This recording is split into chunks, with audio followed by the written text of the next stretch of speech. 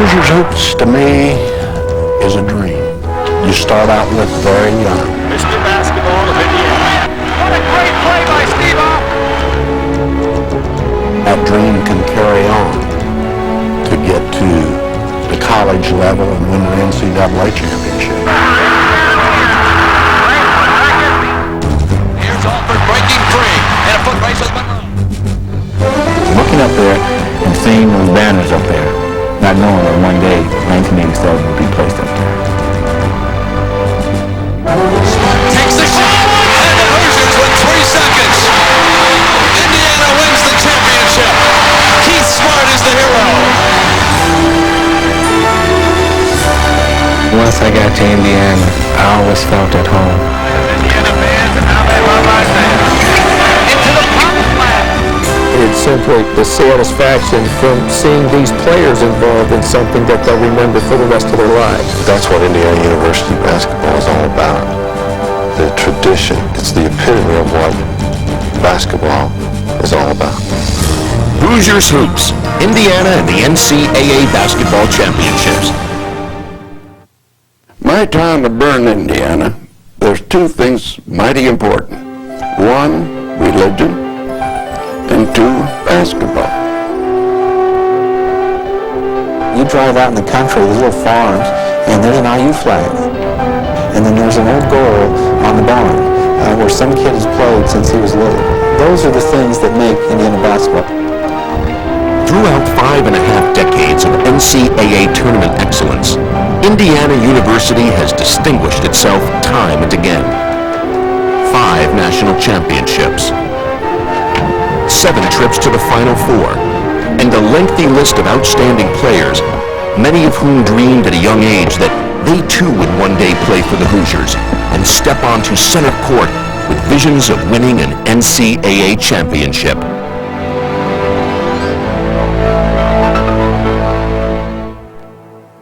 This is Hoosiers. This is the movie coming to life. Bailey, 3-pointer. Good move. Rim, slicing Bailey. Cheney, 3-point shot. Peterson helped out and got the steal. 3-1 Indiana. The Indiana teams of the 1990s have in many ways enhanced the Hoosiers' reputation. These days, an NCAA basketball championship is incomplete without Indiana. And the players of the 90s owe it all to the Hoosiers' grand basketball tradition.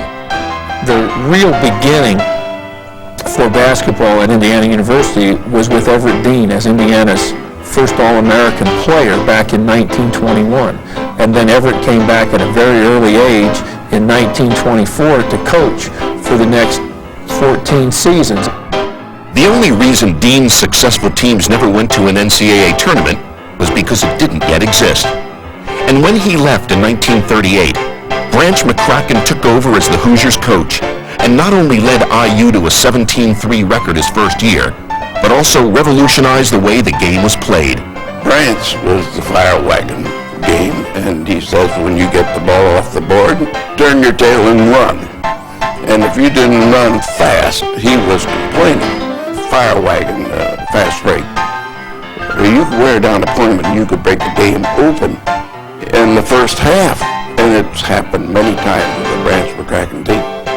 Under McCracken, the fast-breaking Hoosiers proved to be a tough team to beat, and in 1940, they even took on and defeated UCLA and a player soon to be famous in another sport, Jackie Robinson.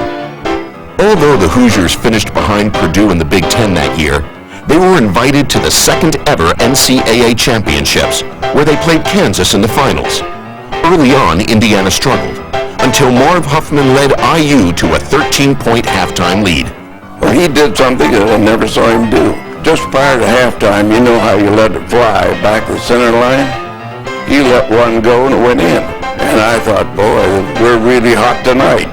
When he dropped that one in, all of us stopped right there and laughed because we have not seen any of that type of shot go into the basket. Wrote the Kansas City Star, Indiana finished in a whirlwind, amazing the crowd while moving at unbelievable speed. It was exciting, but really it was the second half was no ball game. Well, you could imagine how excited we were. We knew darn well we were going to win it because Kansas couldn't hang in there with us. Indiana had its first ever NCAA championship, and the players a place in Hoosier history. People in the state of Indiana still remember Bob Drove, Bill Mankey, Jay McCrary, Barb Huffman, Schaefer and Armstrong. Well, now, how many people in this world are remembered that long, particularly in their own state? I think that I'm the luckiest man on earth. Branch's 1940 team won the NCAA, which was the second NCAA tournament to be played. And so that, I think, was the beginning of Indiana's move into national prominence. Early Hoosiers. A lot of opportunities to score points. Fast break basketball.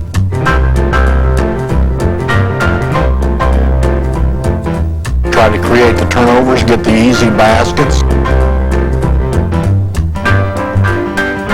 We were on the move 40 minutes. Winning.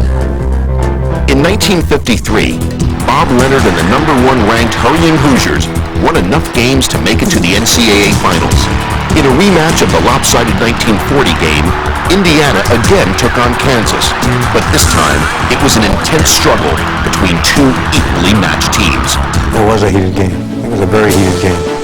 And it was nip and tuck all the way. It was late in the game, and it had 4 fouls, and we were really right down to the wire. I was driving in the middle of the lane, and somebody hit me from the side and then called me for a charge. And of course, that was my 5th foul. The game was getting late, and I just lost my cool. I think I slammed the ball against the floor and went up about 25, 30 feet and got the big T, and then had to go back to that bench and watch McCracken scowl. He wasn't too happy with that. Even 30 points from Don Schlunt couldn't put Kansas away. And with just under 30 seconds to play, the teams were even. There's a tremendous amount of pressure at that age for a player and the NCAA championship on the line. I got a clean drive, but it rolled off, and I ended up getting 2 free throws.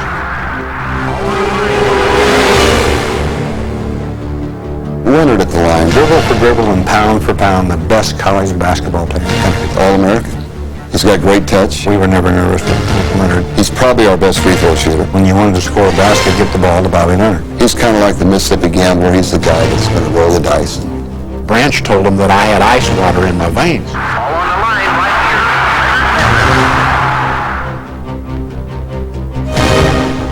I said, well, if that was ice water, it sure felt awful warm when it was running down my leg, because I was scared to death. Gave us the lead with 27 seconds to play. Now, we've got a real chore, because we lost 3 ball games that year by 5 points in a total of 7 seconds. And the thing that was going through my mind is this going to happen to us again? I'm telling you, we never played better defense than we did in those last 27 seconds. And I was guarding one of the Kelly boys, and I was on him like glue. I absolutely didn't let him do anything. In those final 27 seconds, none of the Jayhawks did much of anything. Finally, with only 3 seconds to play, Jerry Alberts missed from the corner, and the Hoosiers were national champs for a second time.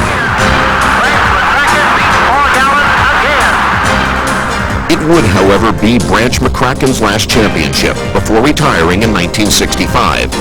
Still, he had established a winning tradition. Around the state, the greatest goal a boy could have was to run the fast break for the Hurrying Hoosiers of Branch McCracken. When you put that Indiana uniform on, it's just like waving a red flag. The coach doesn't have to give his team much of a pep talk. In every sense, McCracken was an innovator. He brought Bill Garrett to Indiana in 1948, breaking the color barrier, a move he was most proud of. Coach McCracken was dedicated, hard-nosed. He was a winner through and through. Great teacher, understood people well, and just like a big father to most of us. He epitomized a Hoosier, what I would think would be a Hoosier. Big guy, just a great person, a fatherly type, but a tough son of a gun, I tell you.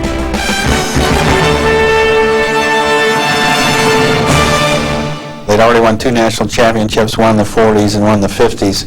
The 60s, they had some really good players who had come here, but they never really seemed to put it all together as a team. And in fact, there was a real lull in the late 60s. Boy, when Bob and I got here, things really started to change. For Indiana, the NCAA drought would end soon after Bobby Knight's arrival in 1971. Got to move. Our regular pass is cut off. In Knight's second season, Indiana found itself in its third Final Four, but the Hoosiers' task there wouldn't be easy. Their opponent, UCLA. It's kind of scary. Here I am as a 7th, 8th grader, a freshman, and Johnny Wood and UCLA are winning national championships right and left, and I'm glued to my TV watching all this. Well, now I'm a sophomore, and I'm 19 years old, and there's Johnny Wood and Bill Rowland, and I'm in the game. And that was really a leap for anybody here at Indiana. See that UCLA across the chest and have the opportunity to play against these guys, regardless of what you think, you feel, am I good enough to compete with these guys? You're not contesting anybody over there. This is the worst defense we've played all year. You're letting them do anything they want to do.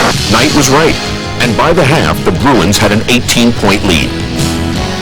Maybe the pressure and the mystique of the UCLA image was getting to us, and we've been blown out on national TV. It was a scary feeling. We let them get away from us earlier, and then we settled down and made a run at them.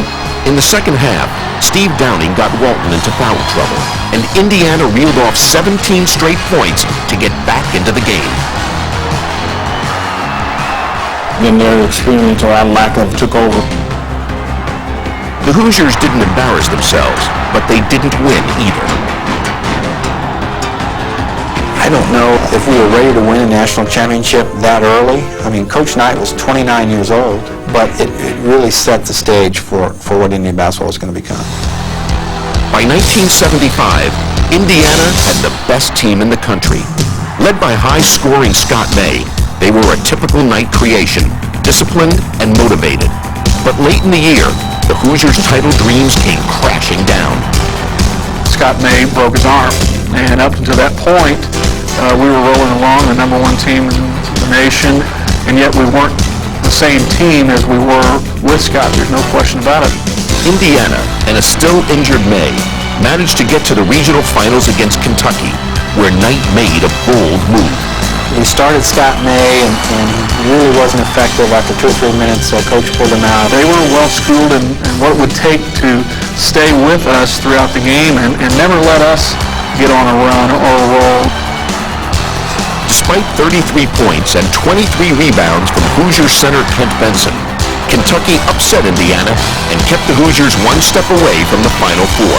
Shocked me. We're in the locker room, and it was like, the season can't be over. It wasn't time for the season to be over. The 75 team felt that we were, a good team and could win it all. 76 knew by the time we got there we should win it, and we were going to win it.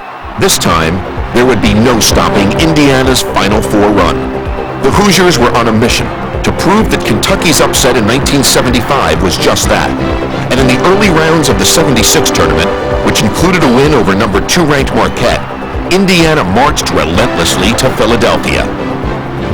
That was a goal of ours a year ago, and we weren't able to get to the finals this year. It was a goal, even maybe a stronger goal than we had a year ago. That team's goal was to win the NCAA tournament. But finally, all of the waiting and all of the work was over with. That's a group of kids that obviously had a goal in mind and wanted in every way possible to achieve that goal. We were able to know for sure that we were going to be able to go on to Philadelphia and have a crack at the national championship.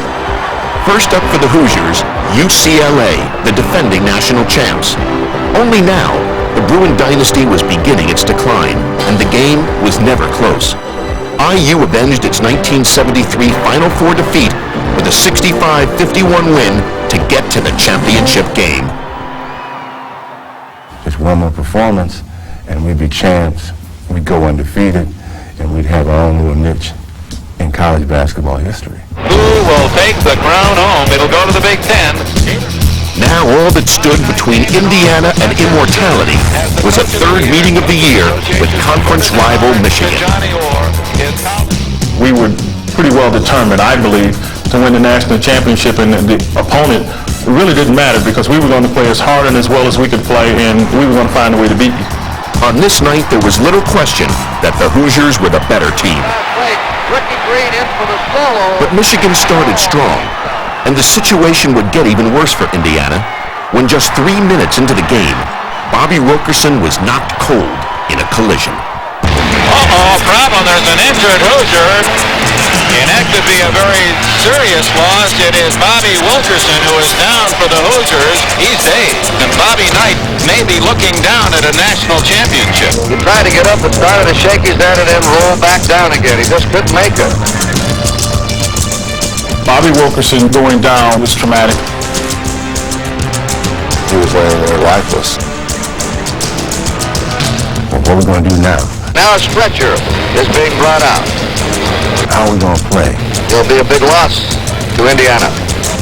Is he okay? Right now the concern is Bobby himself on the court. It seemed forever before they were able to get him off the court. Bobby Wilkerson. It's going to be unlikely that he'll play again tonight, Kurt. But in the meantime, we've got to play. That puts pressure on the team that is considered maybe the best in the world, Indiana. Yes, we were concerned, but we knew at the moment we couldn't do anything for Bobby. The only thing we could control was what was happening in the game. Indiana tried to ignore its bad fortune, and for a while it did. But as time went on, it was clear that Wilkerson's injury had clearly shaken the Hoosiers, and they fell behind after the first 20 minutes. Of Indiana, which has won 31 games in a row this year. We go in at halftime, and I'll never forget this incident. We go in, we're down 6 points. Coach never said a word. Quiet. Didn't X and O, didn't talk about certain things. He just said, hey, I don't care what I draw up on this board. If you guys want to have your spot in college history, if you want to go undefeated and you want to be champs, you got 20 minutes to prove it. All that we had worked so hard for over the course of the season, that if we just go out there and play our potential, the way we're capable of playing, execute our offense, play our style of defense, then we can win the ball game. Scott May's jumper is short, and it's over to Kent Benson underneath. Early in the second half, Kent Benson and Scott May led Indiana's offense as the Hoosiers gradually turned the game in their favor. Playing near flawless basketball, Indiana would not be denied. Inside it goes. It counts. Don't walk out of this game saying I woulda, coulda, shoulda have done something. And in the second half, that's the way we came out. We just made sure we laid it on the line, enjoy yourself, play hard, experience it, and go work. And we did. The 76 Hoosiers were a reflection of Knight's personality, dedicated and driven. And the second half of the championship game was evidence of that. They simply refused to lose, especially Quinn Buckner. Buckner was as good a leader as I've seen in action in any sport. And I think that was evident in the way he went after things in the second half of that game. When Quinn was on the court, it was like having Coach Knight on the court too, because he and Coach thought alike. Quinn was so in tune with what Coach Knight wanted done and how he wanted it done. He's one of the greatest basketball quarterbacks that's ever played the game. There was no way that we were going to lose under his leadership. I became very determined in the second half because I knew that this is my last half of basketball. And I knew Michigan was leery of us because we'd beaten them twice. So if we would drill them early, and then you just keep pouring it on a little bit more, and then finally the weight of it just made it too difficult for them to handle. Buckner, of course, was right. Michigan couldn't handle the pressure. And with 57 second-half points, Indiana went on to an 86-68 rout.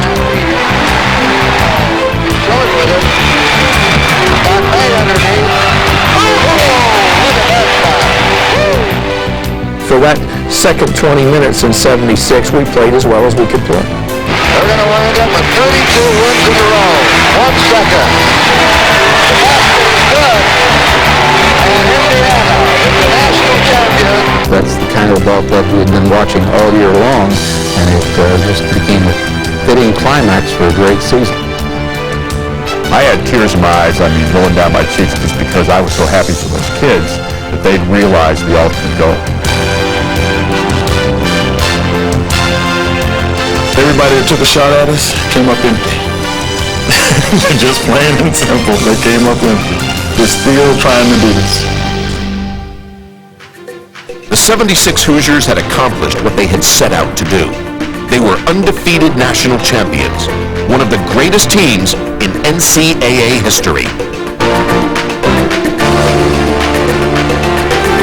They were number one the whole year, from the first day to the last. And they had doubters all the time because people would look at them and say, well, they don't shoot particularly well. They don't do this, they don't do that. Well, they also didn't lose. In many ways, it was Bobby Knight's finest creation, a team without superstars, the whole greater than the sum of its parts. What we had was a team ego, but everybody understood their role, and in their roles, we all had egos, that we could do our role or participate with our team concept better than anybody else could in there.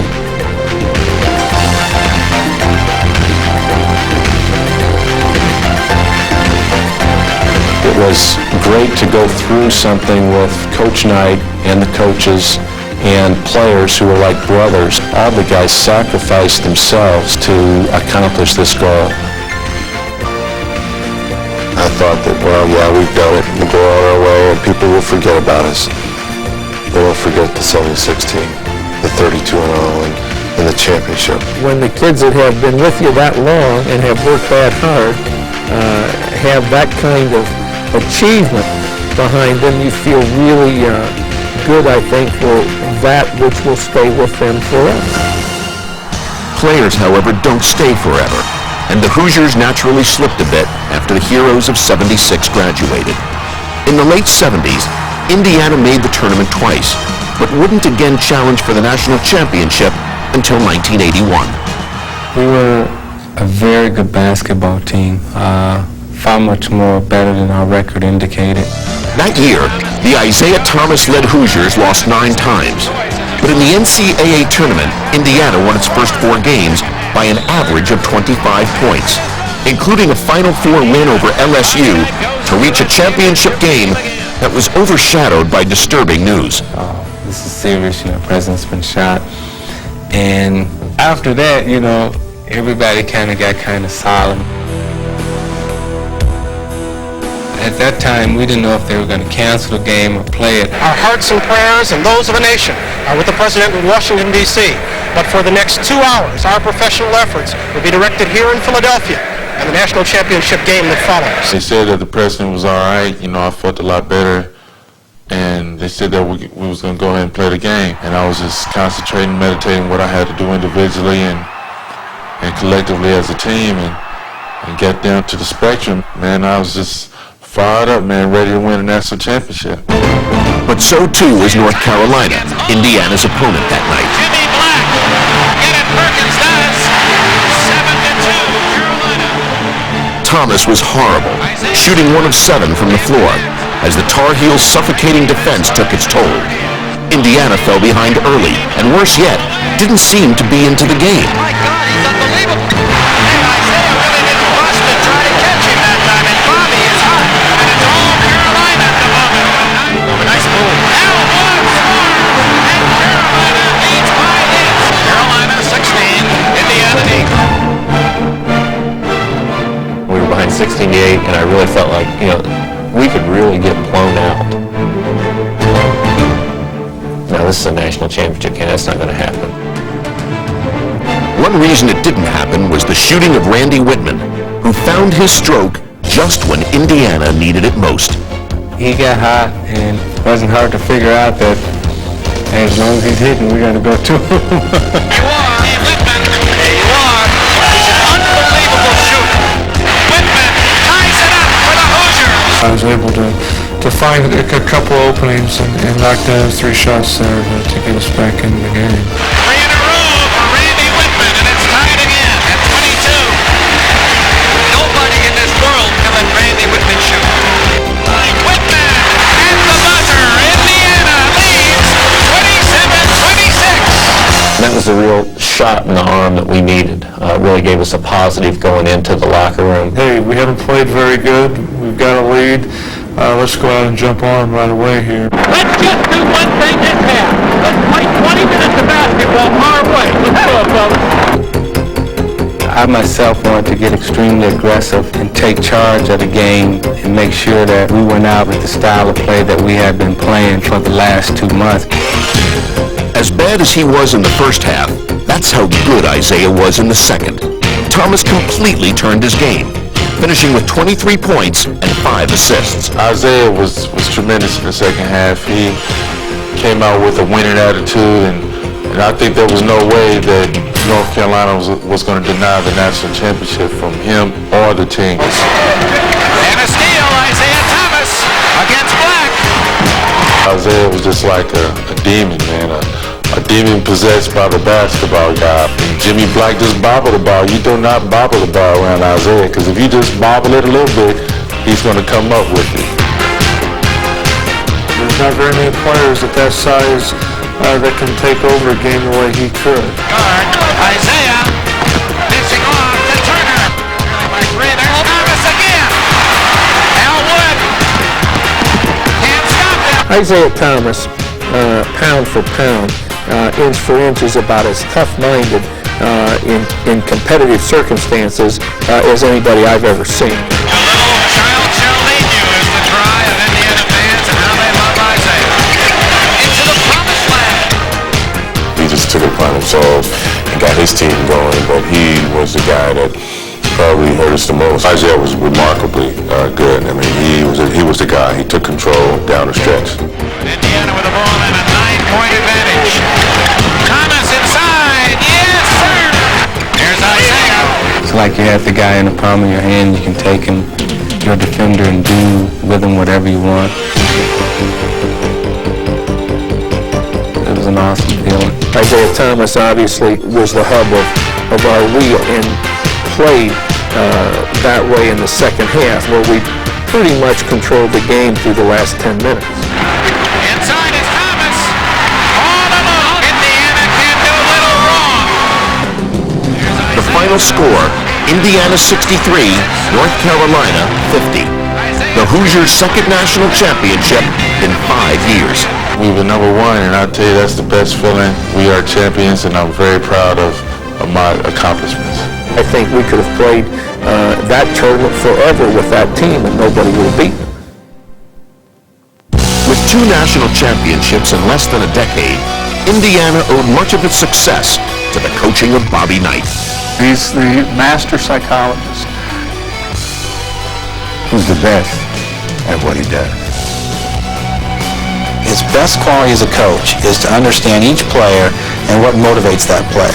You know, sometimes he's hard on you, but then there's always a pat on the back. That's one thing the public really doesn't get to see of Coach Knight. He is a very caring person. He's 2 different people. I mean, off the court, he's just a nice guy. You know, he'll do anything for you. But when it comes to basketball, look out. But he takes you to that edge to where, you know, you don't think you can go that far anymore. He's just going to push you over that edge. He wants you to keep going just to be the best player that you can possibly be. Come on, David. There's no sense in that foul. Come on. I think the greatest compliment for a coach is to have a kid that played for him come up to him at some point and say, "Coach, you were the best teacher I ever had."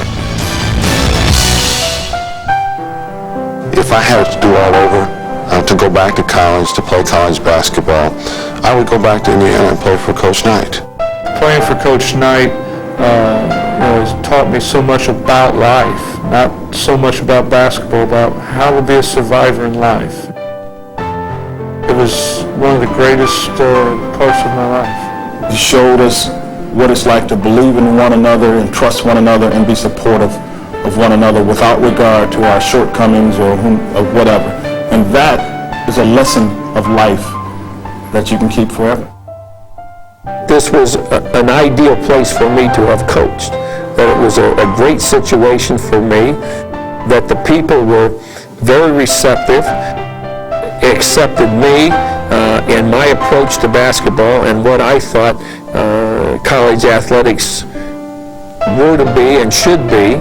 Given an opportunity to choose any place where I might coach basketball, nothing could have been better suited to me than Indiana has been. It is the dream of every kid who ever grew up in the state of Indiana to one day play for the Hoosiers. Rarely, however, has a hometown hero played as big a role in an NCAA championship as Steve Alford. I grew up for 4 years of my life just 15 minutes away from the campus. Always been big Bob Knight fans and big Indiana basketball fans. It was just a fulfillment of a dream that I had for a long time. Steve Alford experienced both the highs and lows of NCAA tournament life, starting with an upset of North Carolina in 1984. 2 years later, the favored Hoosiers lost to Cleveland State in the first round. But in '87, things were different. Advantage right now, Brent. Now Auburn goes to a 1v1 zone. After a first-round tournament romp, 2 come-from-behind wins followed, and then in another frantic come-from-behind effort against LSU, the Hoosiers went down to the wire, down by a single point.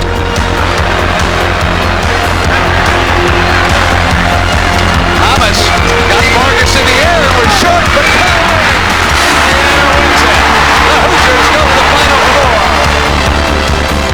At the Final Four, Indiana beat top-ranked UNLV at its own game. Rather than slow it down, the Hoosiers attacked.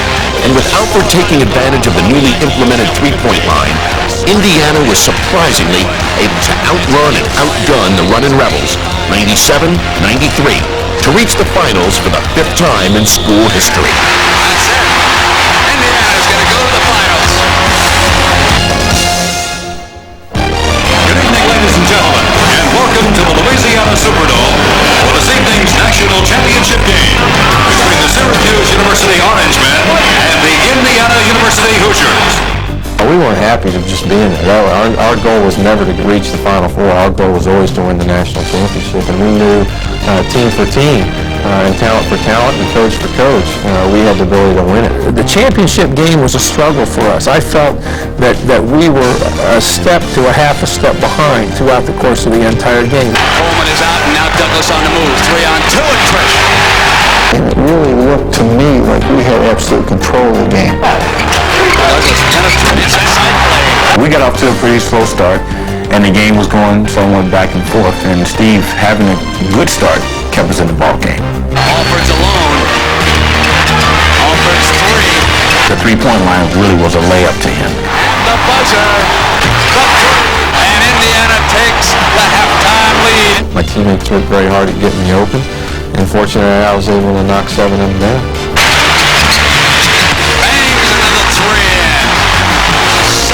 Three-pointers Steve Alford has hit here tonight.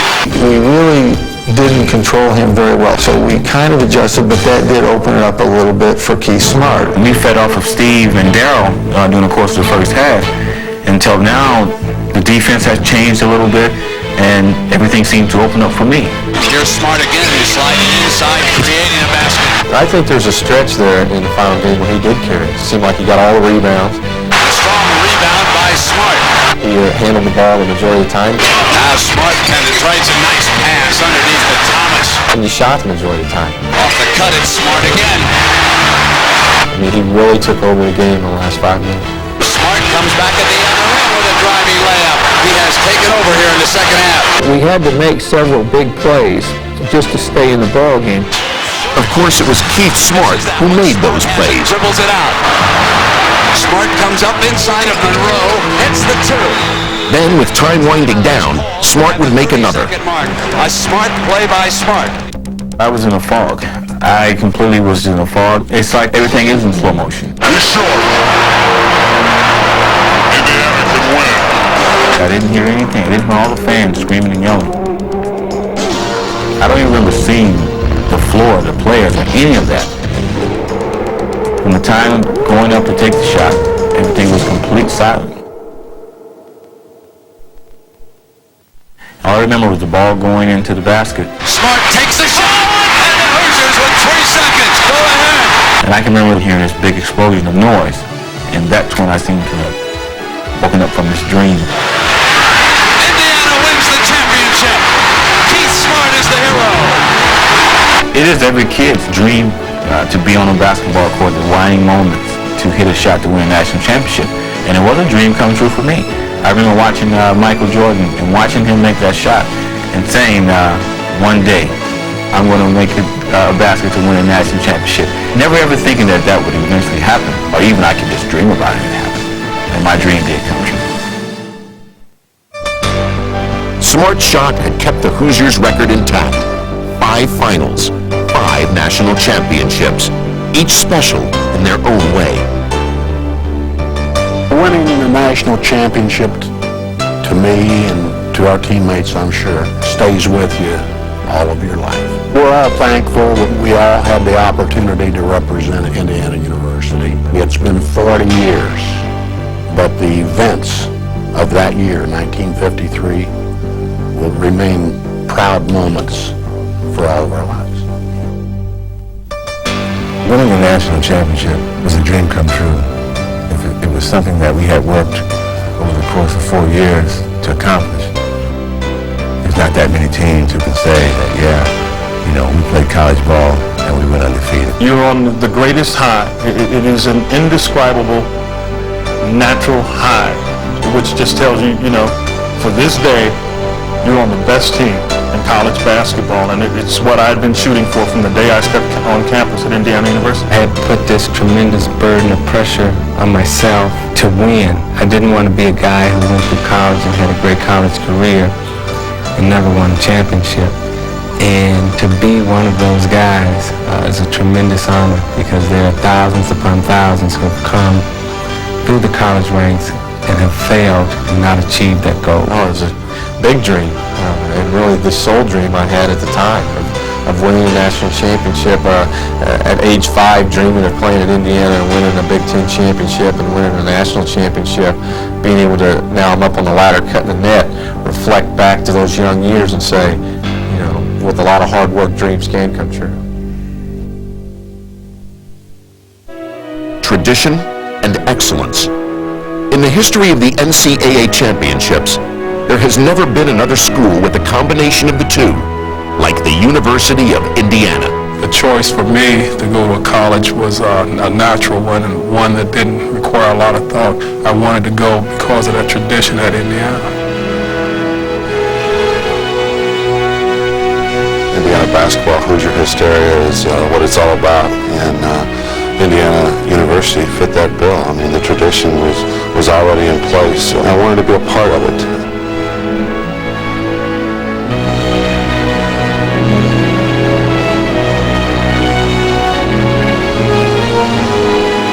Indiana basketball has a very close-knit family, and we understand what it's like to play at Indiana and what kind of rewards you can get from playing at Indiana. There's just a huge tradition.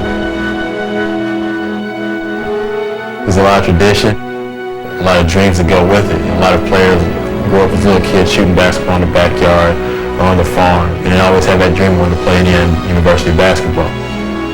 I want them all to think that while they're no longer playing here, they are still just as much a part of the team as they ever were.